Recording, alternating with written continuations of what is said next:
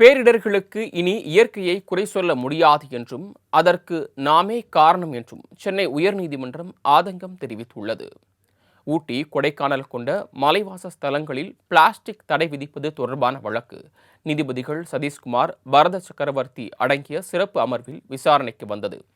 அப்போது உலக நாடுகளில் பிளாஸ்டிக்குகளை குப்பை தொட்டிகளில் போடுவதாகவும், ஆனால் தாம் அவற்றை தூர வீசுகிறோம் என நீதிபதிகள் தெரிவித்தனர்.